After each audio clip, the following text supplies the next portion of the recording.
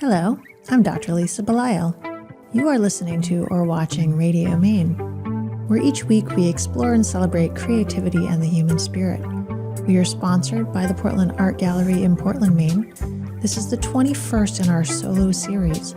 Today's reflection is called Getting Reoriented. There are moments in life when nothing is obviously wrong, yet something feels slightly off. You're still functioning, still meeting obligations, still moving forward, but there's a subtle sense that you're no longer quite aligned with yourself. I've learned that these moments don't always announce themselves with crisis. Often, they arrive quietly, through fatigue that doesn't fully lift, through irritability that feels unfamiliar, through a loss of clarity about why you're doing what you're doing.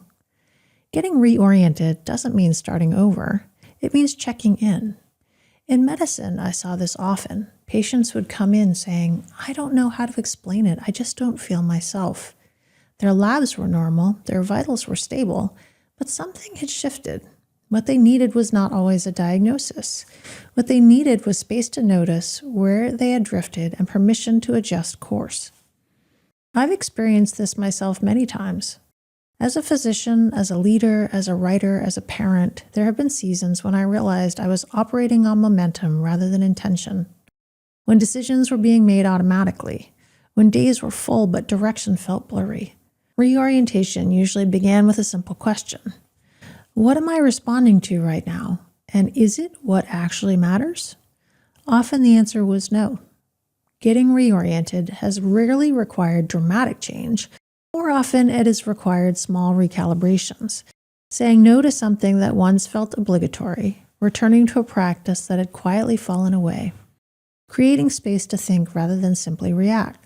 Writing has been one of my most reliable tools for reorientation. Not writing for an audience, but writing to hear myself think. Putting words to what feels unsettled, naming questions before trying to answer them. Over time, those pages have become a compass, not pointing north, but pointing inward. The Bountiful Path emerged from this exact process. It wasn't born from certainty, it came from noticing misalignment and choosing to pay attention to it. From allowing reflection to guide action rather than the other way around. Leadership has required reorientation as well. In leadership roles, it's easy to become consumed by immediate needs, emails, metrics, decisions that demand quick resolution. Without noticing, values can become abstract where urgency takes over. Reorientation happens when you pause long enough to ask, are we still acting from what we believe or just from what's loudest? Some of the most important leadership moments I've experienced came not from bold moves, but from quiet resets, revisiting shared purpose, slowing a process that was moving too fast, creating space for honest conversation. These moments rarely drew attention, but they changed direction.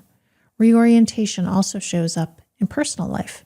There were times when parenting felt like constant motion, school schedules, activities, logistics.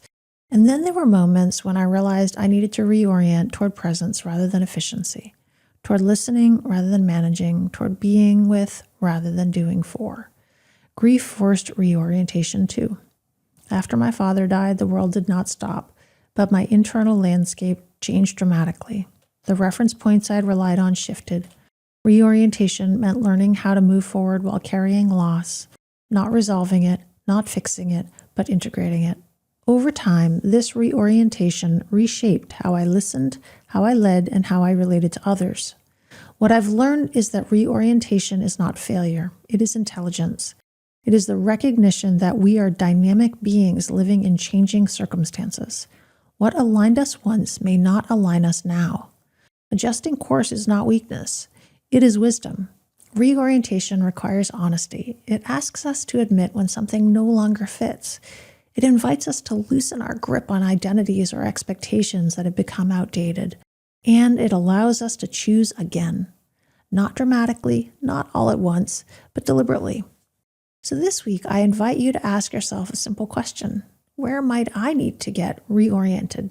Not because something is broken, but because something has shifted. It might be your relationship with work, your use of time, your creative energy, your need for rest, your connection to meaning. You don't need immediate answers. You just need willingness to notice.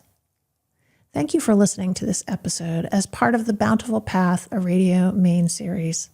If reflections like this resonate with you, I hope you'll join me on the Bountiful Path on Substack, where I write about presence, creativity, and the practices that help us realign when life suddenly moves us off course. I'm Dr. Lisa Belisle. Thank you for listening to Radio Maine. May your next step, however small, help you find your way back to what matters.